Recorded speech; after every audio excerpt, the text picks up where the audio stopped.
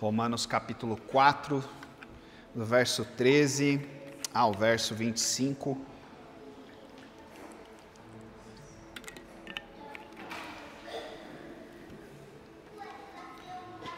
Antes eu vou fazer uma oração para que Deus nos dê graça.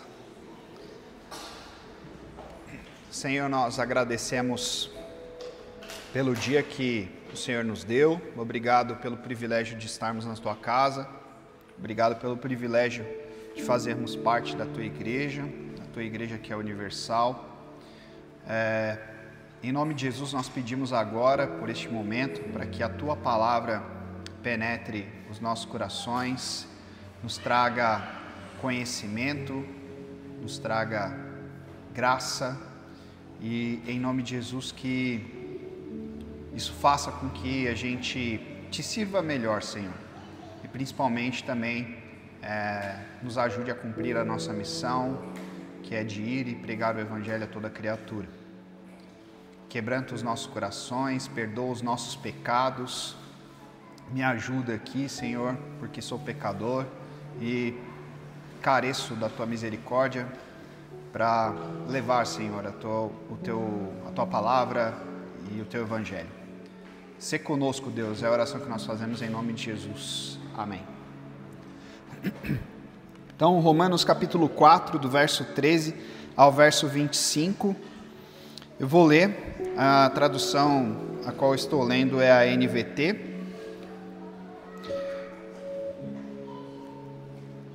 A promessa de que Abraão e seus descendentes herdariam toda a terra não se baseou em sua obediência à lei de Deus, mas sim no fato dele ter sido considerado justo quando teve fé.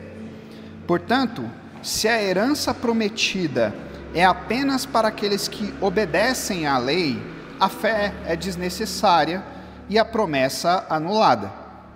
Pois a lei traz ira para aqueles que tentam obedecer a ela. A única forma de não quebrar a lei é não ter lei nenhuma para quebrar. É por isso que a promessa vem pela fé, para que ela seja segundo a graça, e assim alcance toda a descendência de Abraão. Não somente os que vivem sob a lei, mas todos que têm fé como a que teve Abraão, pois ele é o pai de todos os que creem. Conforme aparece nas Escrituras, eu o fiz pai de muitas nações. Isso aconteceu porque Abraão creu no Deus que traz os mortos de volta à vida e cria coisas novas do nada. Mesmo quando não havia motivo para ter esperança, Abraão a manteve, crendo que se tornaria o pai de muitas nações, pois Deus lhe tinha dito: esse é o número de descendentes que você terá. E sua fé não se enfraqueceu, embora ele soubesse que, aos 100 anos, seu corpo, bem como o ventre de Sara, já não tinham vigor. Em nenhum momento a fé de Abraão na promessa de Deus vacilou. Na verdade, ela se fortaleceu e, com isso, ele deu glória a Deus. Abraão estava plenamente convicto de que Deus é poderoso para cumprir tudo o que promete. Por isso, por sua fé, ele foi considerado justo. E quando Deus considerou Abraão justo, não fez apenas para benefício dele. As Escrituras dizem que foi também para nosso benefício, pois elas garantem que também seremos considerados justos, por cremos naquele que ressuscitou dos mortos, a Jesus, nosso Senhor. Ele foi entregue à morte por causa de nossos pecados e foi ressuscitado para que fôssemos declarados justos diante de Deus. Até aqui a leitura.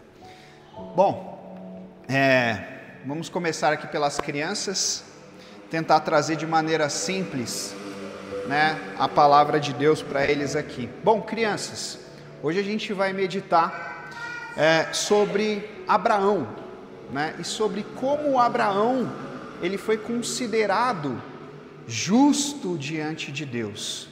E a palavra diz que ele foi considerado justo porque ele creu na promessa de Deus.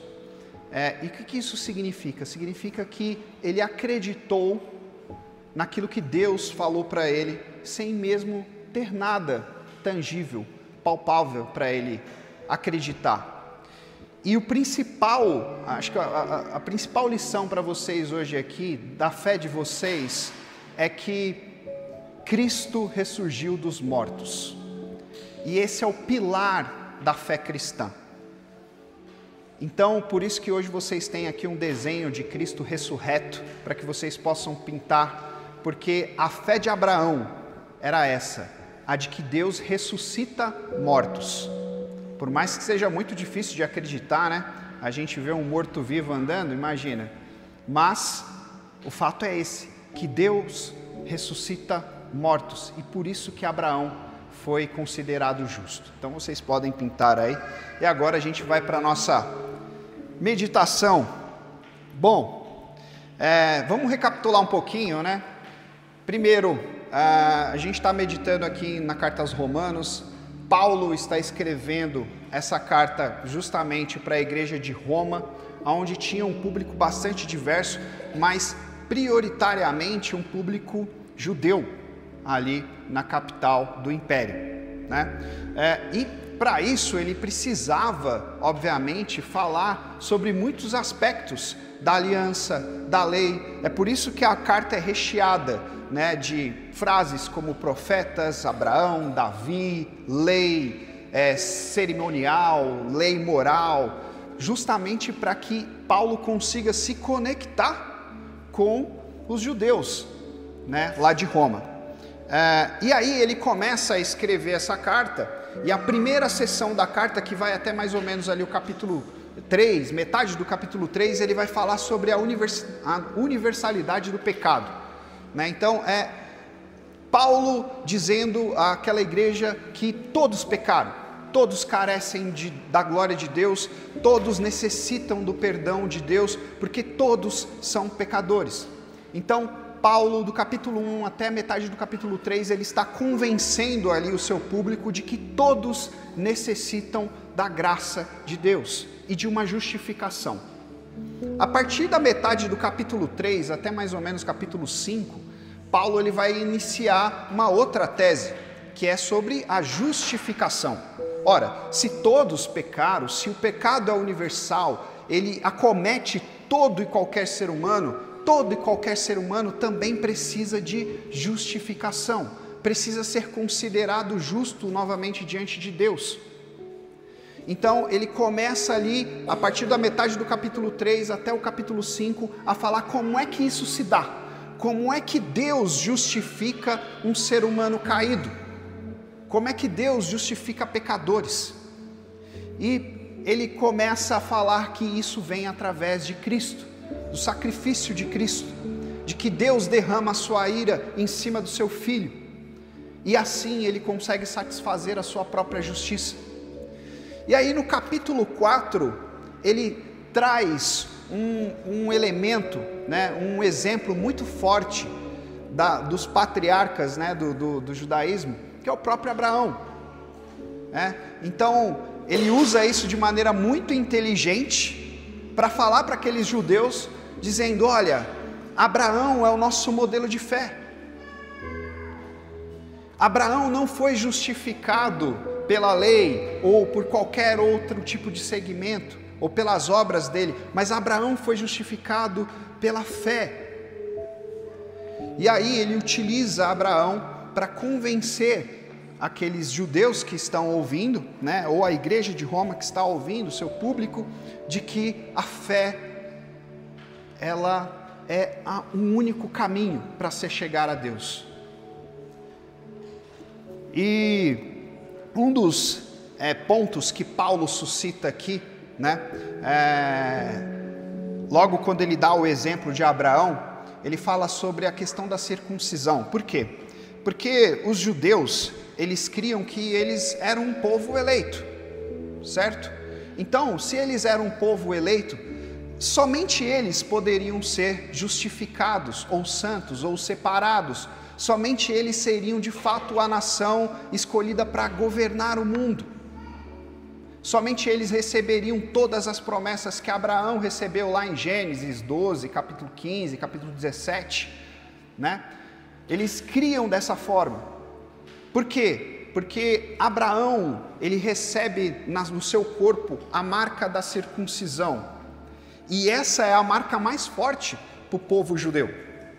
Todo judeu tem que ser circuncidado, é um símbolo muito forte, né?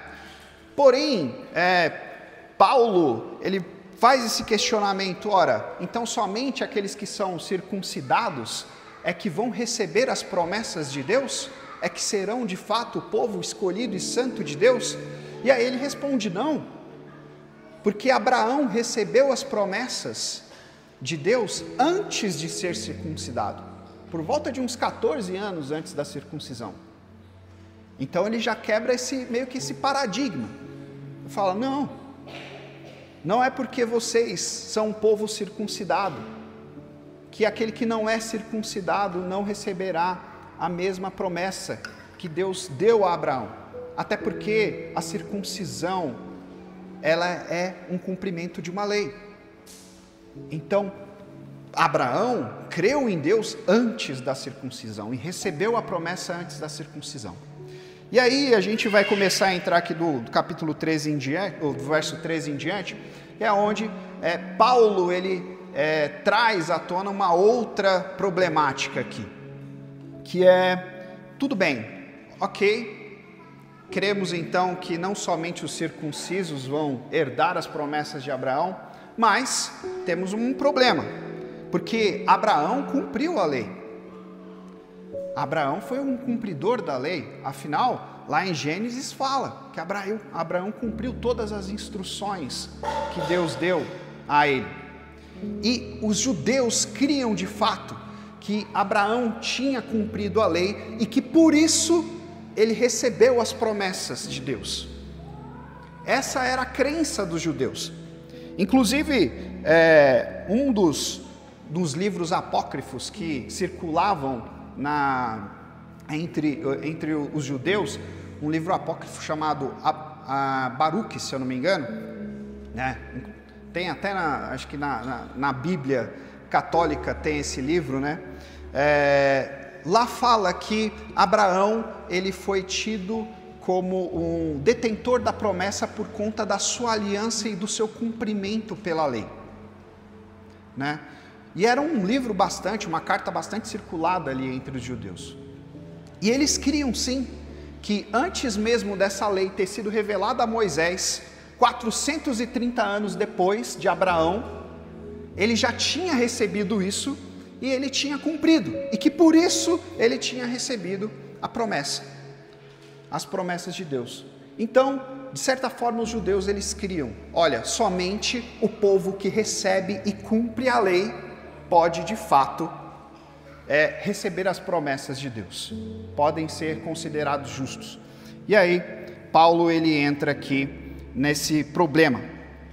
E aí vamos ler o capítulo 13, ou versículo 13, para a gente poder discorrer um pouco sobre isso. A promessa de que Abraão e seus descendentes herdariam toda a terra não se baseou em sua obediência à lei de Deus, mas sim no fato dele ter sido considerado justo quando teve fé. Peguem esse termo aqui, a promessa de que Abraão e seus descendentes herdariam toda a terra.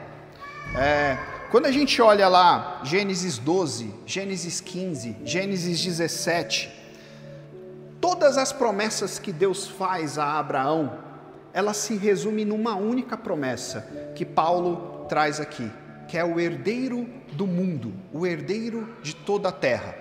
Então, quando Deus chama Abraão, olha, sai da tua terra, da tua parentela, e eu vou te guiar para que você possa habitar numa terra prometida, né? Olha os céus, olhem as areias do mar, veja, tudo isso eu vou te dar. Todas essas promessas que Deus vai fazendo a Abraão, ela se resume numa única, que Abraão seria herdeiro do mundo, e não desse mundo físico, não desse mundo visual, mas de um novo mundo, de uma nova terra, que é onde também a gente vê isso lá em Apocalipse, novos céus e nova terra sendo criado. É sobre este mundo, é sobre essa nova terra que Abraão está recebendo como promessa. E aí, Paulo, ele traz todo esse arcabouço dessas promessas num único ponto: herdeiro de uma nova terra, herdeiro de um novo mundo. E Paulo, ele diz aqui muito veementemente de que a promessa que Abraão recebeu, de que ele herdaria esse novo mundo, não foi pelo fato de ter sido considerado justo obedecendo à lei, mas sim porque ele creu no que Deus tinha dito a ele. Isso é um ponto importante, porque a lei mosaica, a lei como a gente vê a estrutura hoje, ela foi entregue aos judeus 430 anos depois de Abraão. Abraão não tinha recebido a lei do jeito que ela é, né? Então a gente tem lá as três categorias da lei. A primeira, a categoria cerimonial, que fala sobre os templos, os sacrifícios, os sacerdotes, como deve se cumprir todo o rito religioso. A categoria civil, né? A gente até leu uns 2 domingos passados sobre o que você faz quando um boi chifrador mata alguém, o que você faz quando você pega alguém roubando. Toda a parte civil, a lei ela abrange isso. E a lei moral, nada mais é do que o resumo dos 10 mandamentos: não matarás, não adulterarás, não terás outros deuses diante de mim, não furtarás. Essa é a lei moral. Então a lei ela tinha essas 3 características, né? Cerimonial, civil e moral. E para que serve a lei? Qual que é o alvo da lei? A lei nada mais ela foi entregue para, primeiro, mostrar a santidade de Deus, de que existe um Deus que é santo, que é bom, que é puro. Segundo, para mostrar a vontade de Deus. Qual que é a vontade de Deus para a sua vida, para a minha vida? A lei ela foi entregue para isso. Terceiro, enquadrar aquilo que é pecado. Porque Paulo ele vai falar, olha, antes de eu conhecer a lei, eu não sabia o que era pecado. Mas a partir do momento em que vem a lei, aí então eu sei o que é roubar, o que é matar, o que é mentir. Então a lei ela serve para enquadrar o pecado. A lei também ela serve para apontar de que existe uma necessidade de um Salvador. Porque o povo, quando recebeu a lei, a primeira coisa que o povo fez foi dizer: Senhor, deixa comigo, que eu cumpro toda ela. Pode deixar que eu vou cumprir. Moisés não tinha nem descido do monte, a galera já estava fazendo uma festança, matando bezerro, matando um monte de animal, fazendo bezerro de ouro, colocando outro Deus. Isso porque eles já tinham visto Deus abrir o mar vermelho para eles fazerem a passagem, Deus andando no meio deles, e eles lá, descumprindo aquilo que Moisés tinha ordenado a eles. Ou seja, a lei mostra que nós somos incapazes diante de um Deus santo, e que por isso a gente precisa de um Salvador. E a lei, ela foi dada também para que Deus pudesse falar como é que Ele pretendia salvar esses pecadores. Seria assim, através de uma pessoa que cumpriria toda a lei, mas que esses pecadores só seriam salvos, não pelo cumprimento da lei que foi dada, mas pela fé naquele que cumpriria toda a lei santa e justa de Deus. Então, essa falácia entre os judeus de que Abraão, ele foi considerado justo, ele foi considerado digno da promessa do Senhor, porque cumpriu toda a lei, Paulo ele começa a derrubar isso. Mesmo em Gênesis, vamos abrir lá, Gênesis capítulo 26, o verso 5 ao verso 6. Gênesis capítulo 26.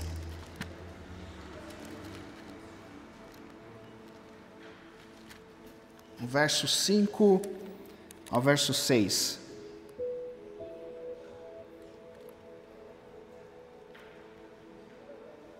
Diz assim: farei isso porque Abraão me deu ouvidos e obedeceu ao que lhe ordenei, meus mandamentos, decretos e instruções. Portanto, Isaque ficou em Gerar. Então, novamente, farei isso porque Abraão me deu ouvidos e obedeceu ao que lhe ordenei, meus mandamentos, decretos e instruções. Quando um judeu ouvia isso, ele falava: pronto, está ali, está a prova de que Abraão foi fiel à lei, e é por isso que ele recebeu todas as promessas. Só que aqui não estava falando sobre a lei santa que Deus tinha dado a Moisés 430 anos depois. Estava falando sobre as instruções que ele tinha dado a Abraão, falando: Abraão, sai da tua terra, sai daí do meio dos seus parentes, comece a caminhar, comece a ser peregrino, seja fiel a mim, eu vou te dar um filho. Era sobre essas instruções que Deus estava falando. Tanto é que, vamos lá em Hebreus capítulo 11, o autor de Hebreus ele vai elucidar bastante sobre como é que Abraão foi. Hebreus capítulo 11, verso 8 ao verso 11. Ele vai explicar como é que Abraão seguia as instruções de Deus.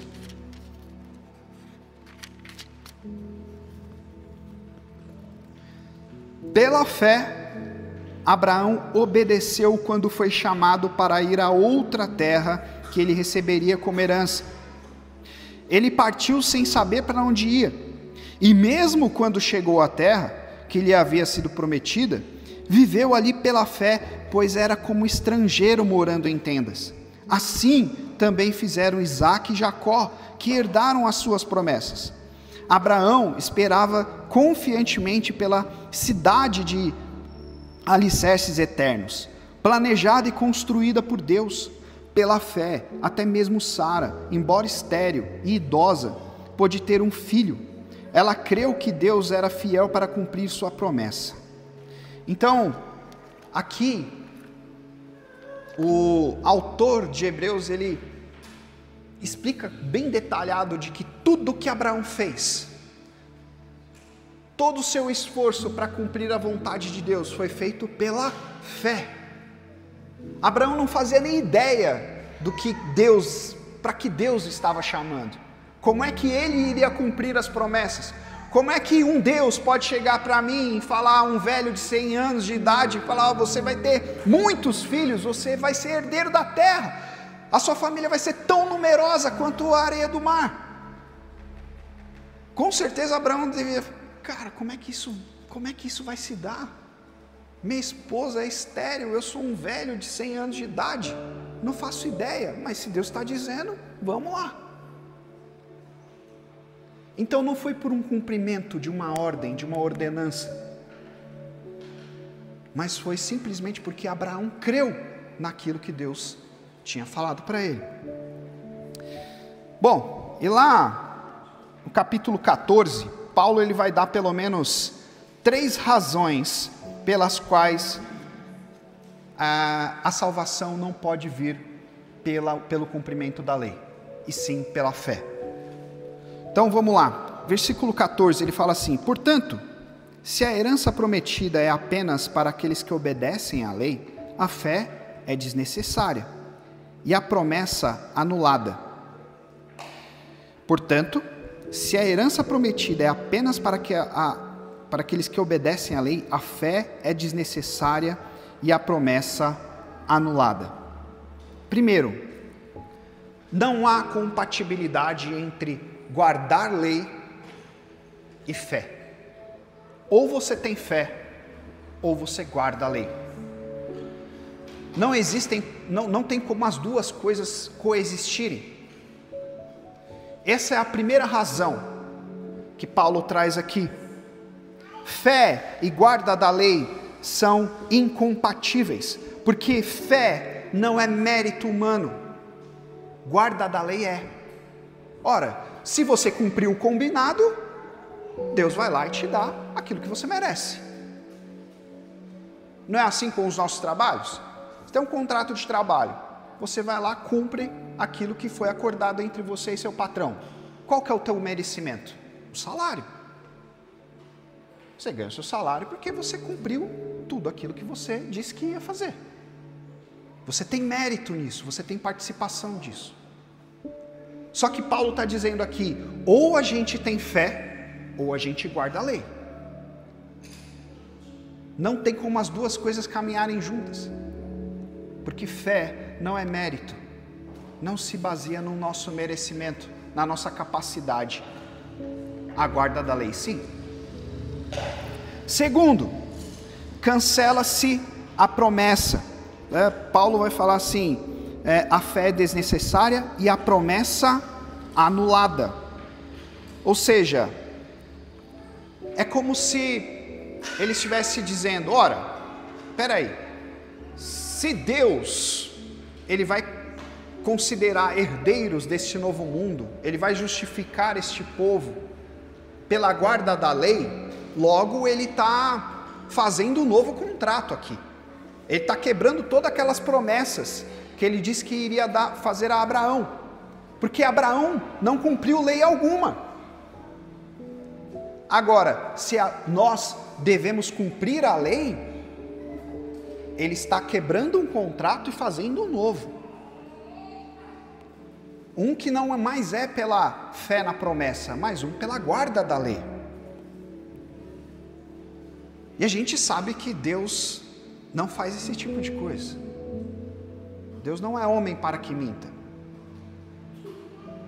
Deus informou Abraão, Abraão, tudo isso aqui, tudo que você vê, eu vou te dar.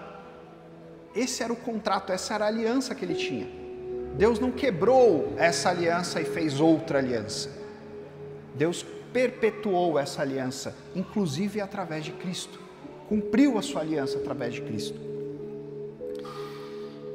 E terceiro ponto, que está ali no verso 15.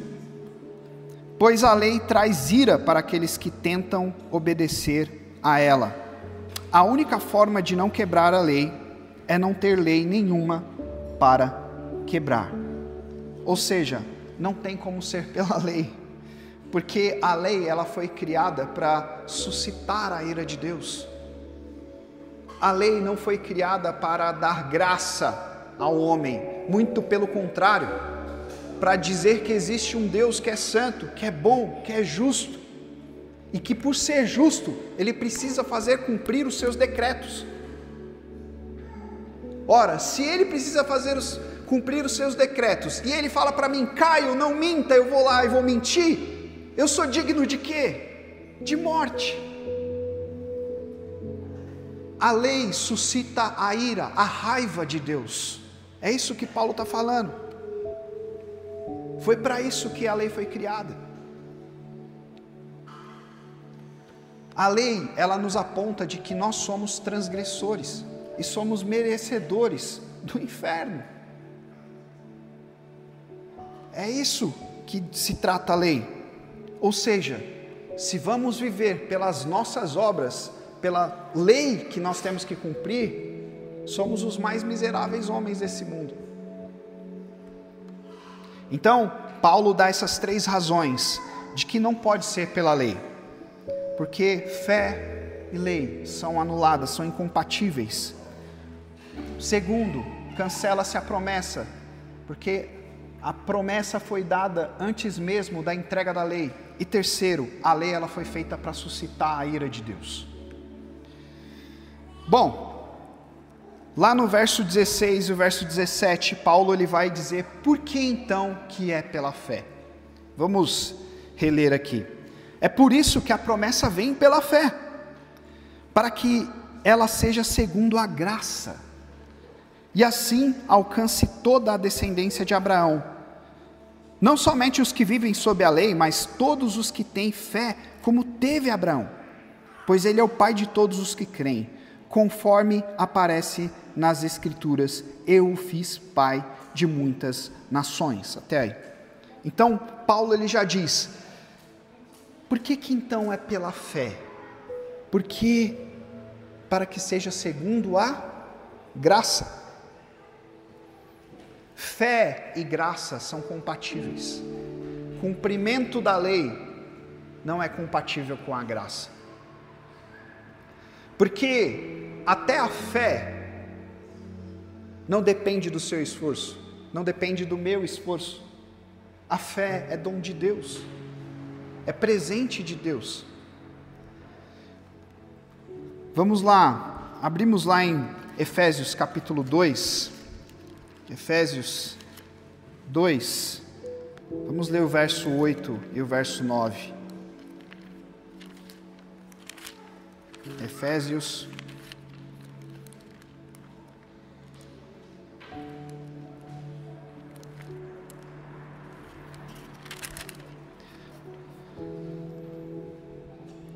8 e verso 9 diz assim: vocês são salvos pela graça, por meio da fé. Isso não vem de vocês, isso é uma dádiva de Deus. Não é uma recompensa pela prática de boas obras, para que ninguém venha a se orgulhar. Então, Paulo ele reforça aqui no verso 16 que a promessa ela vem pela fé, porque a fé é compatível com a graça.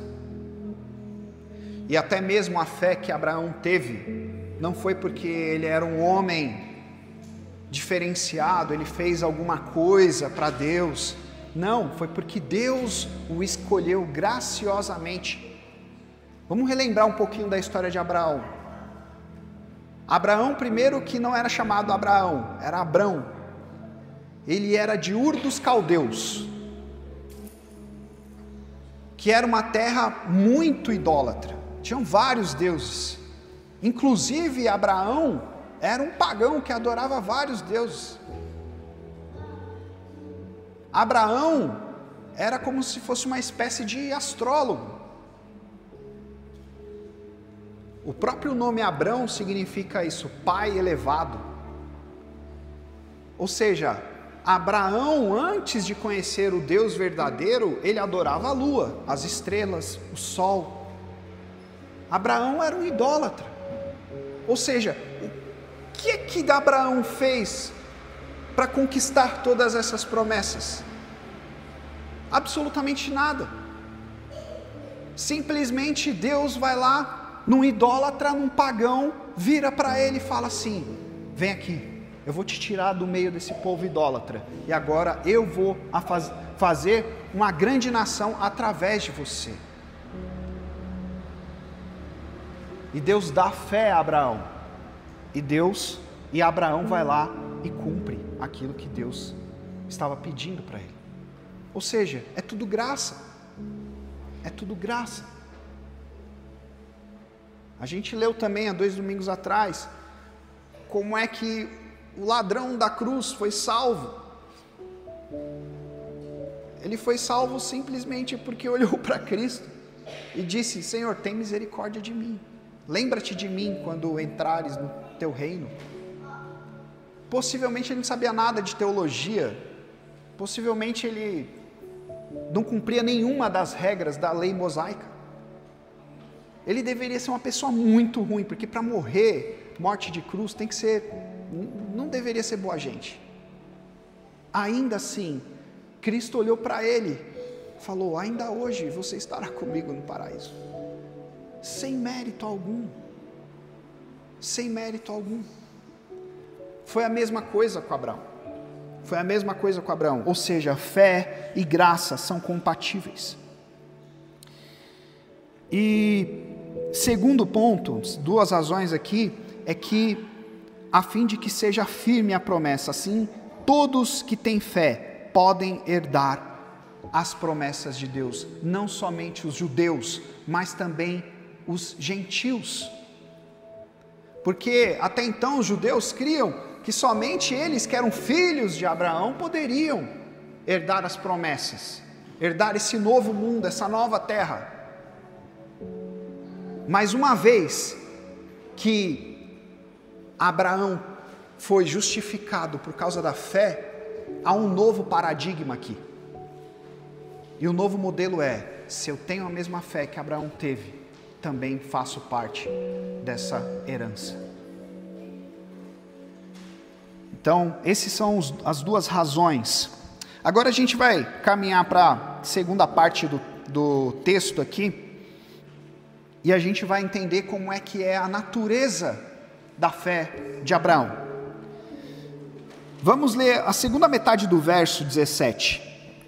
Isso aconteceu porque Abraão creu no Deus que traz os mortos de volta à vida e cria novas coisas do nada.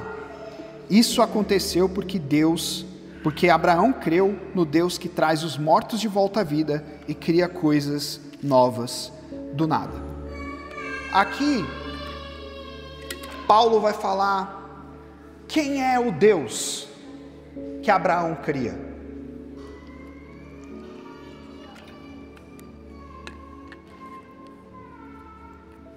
E essa é uma parte extremamente importante, porque aqui a gente vai começar a falar sobre uma doutrina do cristianismo, que sem ela não existe cristianismo. Não existe. Então, primeiro, quem era o Deus a quem Abraão cria? Abraão cria num Deus que vivificava mortos, que era capaz de fazer um morto ressurgir. Por quê? Ora, Abraão recebe a promessa de que ele seria pai de muitas nações, de que ele teria um filho com Sara, sua esposa, e de que através desse filho a sua descendência seria eterna. Ele recebe o filho, Isaac cresce, e aí Deus vira para Abraão e fala assim: agora vai lá, sacrifica seu filho. Como pode ser isso? Deus, você não disse para mim que eu iria ser pai de muitas nações? Como é que eu vou matar o meu descendente? E mesmo assim Abraão vai. Ele vai para o monte, ele prepara todo o ritual para sacrificar o seu próprio filho. Mas por que Abraão faz isso? Porque ele cria num Deus que ressuscitava mortos, mesmo sem nunca ter visto isso. Ele cria que Deus poderia ressuscitar o filho dele, de alguma forma. Segundo, Abraão cria num Deus que criava coisas do nada. Como é que foi feita a criação do mundo?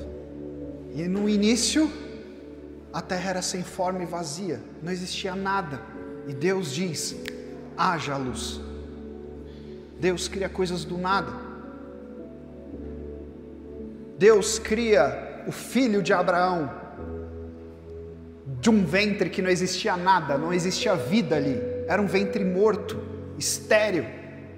Mas Deus cria Isaac de um ventre que não tinha nada, não tinha vida. Era nesse Deus que Abraão cria. E um outro ponto importante, o verso 18, quem era o Deus? Como é que era a fé, a natureza da fé de Abraão nesse Deus? Mesmo quando não havia motivo para ter esperança, Abraão manteve crendo que se tornaria o pai de muitas nações. Abraão cria num Deus que ressuscitava mortos. Abraão cria num Deus que criava coisas do nada. E é por isso que Abraão tinha condições de crer contra a esperança. Porque fé não é pensamento positivo. Não, vai dar certo, vai dar certo, vai dar certo. Vamos, meu São Paulo vai ganhar do Atlético hoje. Não é isso, não tem nada a ver com isso. A fé, ela está baseada numa pessoa, Eu creio na pessoa de Cristo, eu creio no meu Deus, independente das circunstâncias, independente se eu estou com uma doença que ela é incurável aos olhos dos homens, mas se Deus quiser, ela vai ser curada. Abraão cria contra a esperança. Não foi à toa que Sara deu risada quando disse: olha, você vai ter um filho. Mas eu já estou velha, meu senhor, como assim? Né? Não tem condições. O próprio Abraão: Senhor, será que se eu pegar o meu escravo aqui, eu não posso colocar ele como meu herdeiro? Foi isso que Abraão falou para Deus. Porque Abraão, por mais que ele não fosse incrédulo, ele estava pensando: cara, como é que vai ser isso? Eu sou velho, minha esposa é estéril, isso não faz sentido algum, é contra todas as expectativas. Ainda assim eu creio, mas será que não dá para dar um jeito aqui? E Deus falou: não, continua aqui crendo, você vai ver o que vai acontecer. Então, porque Deus ressuscitava mortos, criava coisas do nada, a fé de Abraão, ela era inabalável. Ela cria contra toda e qualquer tipo de esperança humana. Isso é fé. Isso é fé. É a certeza de coisas que a gente não pode ver, nem pode explicar. Esses dias eu recebi um questionamento: mas Caio, você acredita mesmo que Jesus um dia vai voltar? Acredito. Acredito com todas as minhas forças. Cara, mas como é isso? Não sei. Eu só sei que eu acredito. Não sei, tem coisas que a gente não consegue explicar. Bom, e é por isso que no verso 19 Paulo vai dizer: e sua fé não se enfraqueceu, embora ele soubesse que aos seus 100 anos seu corpo, bem como o ventre de Sara, já não tinha vigor. Ou seja, a fé de Abraão não se enfraqueceu porque ela estava firmada num Deus que pode todas as coisas. E é por isso que a fé de Abraão não era uma fé ingênua, não era uma fé inocente, não era uma fé que qualquer vento de doutrina ia levar ele para um outro caminho. Não. Era uma fé que ia se fortalecendo dia após dia, dia após dia. No verso 20, Paulo vai falar: em nenhum momento a fé de Abraão na promessa de Deus vacilou. Na verdade, ela se fortaleceu, e com isso ele deu glória a Deus. Em nenhum momento Abraão foi incrédulo. Nenhum momento. Em nenhum momento. Mas Caio, ele consentiu lá quando Sara virou para ele e falou: vamos fazer o seguinte, se deita com a minha escrava, você vai ter um filho com ela. Possivelmente esse seja o filho da promessa. Ele consentiu, vacilou ali, mas ainda assim, a Bíblia fala, Paulo está falando que ele não foi incrédulo, ele cria que Deus ia fazer alguma coisa, e aí meteu os pés pelas mãos. Isso acontece com a gente crê num Deus, muitas vezes a nossa fé não é uma fé totalmente perfeita, a gente crê nas promessas de Deus para a nossa vida, mas às vezes a gente sai atropelando as coisas, às vezes a gente toma umas decisões erradas. Isso significa que somos incrédulos? Não. Isso significa que muitas vezes somos imaturos, mas não incrédulos. A incredulidade seria Abraão virar para Deus e falar: olha, cara, chega desse papo, não vai dar certo, vou voltar para minha terra, vou voltar a adorar Deus lua, Deus sol, estrela, qualquer negócio aí. Isso aqui deve ser voz da minha cabeça. E aí, virar um apóstata. Isso sim seria incredulidade. Mas de maneira nenhuma, Abraão continuou crendo.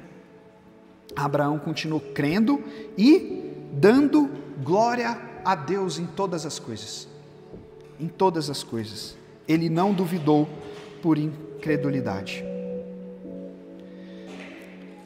No verso 20, ele também fala ali, verso 21 ele fala: Abraão estava plenamente convicto de que Deus é poderoso para cumprir tudo aquilo que promete.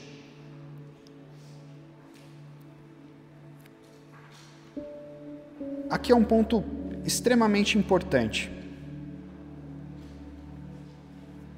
O crente, ele não pode ser crente de fato se ele não crê em milagres. A natureza da nossa fé, ela não coexiste somente com a nossa racionalidade. A gente precisa crer de uma forma que a gente acredite com todas as nossas forças de que Deus é capaz de cumprir tudo aquilo que lhe apraz. Se não acreditamos em milagres, por exemplo, como o da ressurreição dos mortos, é impossível sermos cristãos. Se não acreditamos que Deus é capaz de curar doenças incuráveis, precisamos sondar os nossos corações. Se não acreditamos que Deus é capaz de quebrantar corações, que a gente olha para aquela pessoa e fala assim: cara, não tem jeito, não tem condições, essa aí não tem o que fazer. Se a gente crê dessa forma, então precisamos novamente sondar os nossos corações. Porque Deus, Ele cumpre todas as suas promessas. Deus, Ele é poderoso para cumprir todas as suas promessas. E é por isso que Abraão tinha essa convicção. Então, um ponto extremamente relevante. A nossa fé precisa ser uma fé que crê no impossível. Eu falo isso porque estamos dentro de uma igreja reformada. E se tem um ambiente onde essa fé, que às vezes pode parecer ingênua, pode ser sabotada, é no ambiente onde somos bem aceitos intelectualmente. O ambiente reformado traz isso. Às vezes a gente precisa de um pouco de Pentecostes no meio. A gente precisa crer em coisas impossíveis de se acontecer. Bom, a gente caminhando aqui para o final, verso 23 até o verso 25, Paulo vai dizer: e quando Deus considerou Abraão justo, não o fez apenas para benefício dele. As Escrituras dizem que foi também para nosso benefício, pois elas garantem que também seremos considerados justos por cremos naquele que ressuscitou dos mortos, Jesus nosso Senhor. Ele foi entregue à morte por causa de nossos pecados e foi ressuscitado para que fôssemos declarados justos diante de Deus. Aqui, Paulo está trazendo que existe um novo padrão, um novo modelo. A fé de Abraão, ela é um novo modelo para todos aqueles que creem em Deus. Abraão, ele foi considerado justo não porque cumpriu a lei, mas porque ele teve fé, e por isso ele teve todos os benefícios. Mas esses benefícios não são apenas para Abraão, são para nós também. Há um novo paradigma aqui, há um novo modelo, há um novo padrão. E é por isso que a gente pode crer como Abraão. Abraão cria num Deus que ressuscitava mortos. Abraão cria que era possível vir um filho. E que mesmo que esse seu filho fosse sacrificado, ele iria ressurgir, para que a promessa de Deus fosse cumprida. Ora, de quem nós estamos falando? Deus mandou o seu filho, e nós cremos no Filho de Deus, e nós cremos que o Messias veio, viveu, morreu morte de cruz e ressuscitou. Essa era a fé de Abraão, que é a mesma fé que nós temos. E por que Cristo veio? Justamente para justificar um povo que era pecador, que é o que Paulo vai dizer aqui. Ele foi entregue à morte por causa dos nossos pecados e foi ressuscitado para que fôssemos declarados justos diante de Deus. Assim como Abraão creu que Deus poderia ressuscitar o seu filho,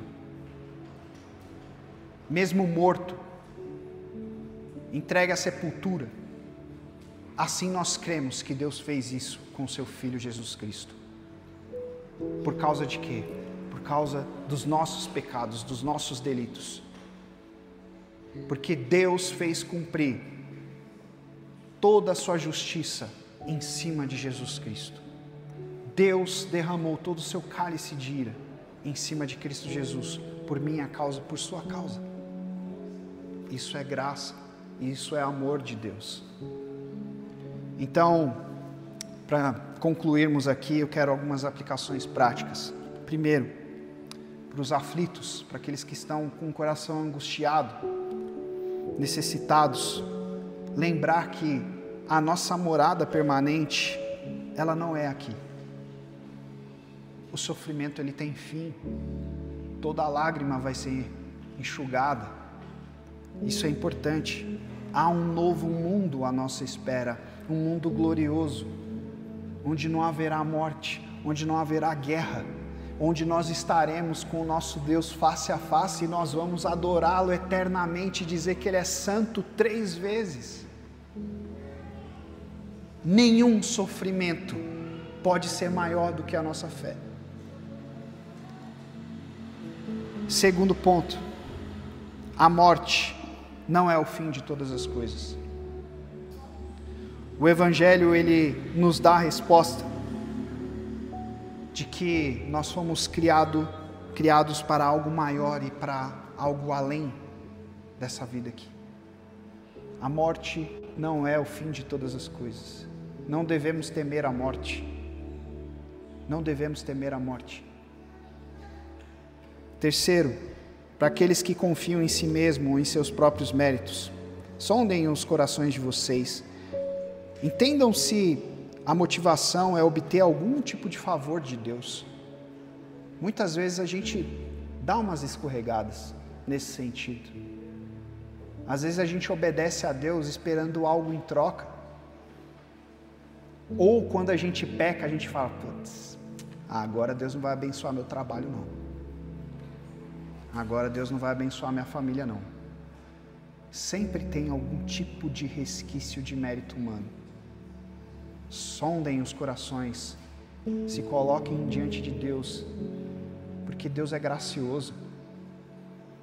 Deus é gracioso, independente se você está cumprindo corretamente aquilo que Ele te pede. Ele continuará sendo fiel, mesmo você sendo infiel. Quarto, e por último, a esperança ela está em Cristo. Está na pessoa de Cristo. Isso é fé. Novamente, fé não é pensamento positivo. Não é fé na fé. Mas é numa pessoa. Jesus Cristo nosso Senhor. Ele é a nossa esperança. Ele é o Filho que haveria de vir. Que morreu, mas foi ressurreto. E que um dia vai retornar. Amém? Vamos orar? Senhor, nós louvamos o Teu nome porque o Senhor é bom. Graças a Deus pela leitura dessa palavra. Pai, nós pedimos para que ela possa fortalecer o nosso coração e que em todo tempo a gente possa lembrar de que é pela fé que nós somos salvos. Pela fé em Cristo que nós somos herdeiros de todas as promessas que o Senhor fez ao seu filho Abraão. É pela fé, não pelos nossos méritos, Deus, mas porque o Senhor é um Deus gracioso, um Deus amoroso. E Pai, que todos saiamos com essa certeza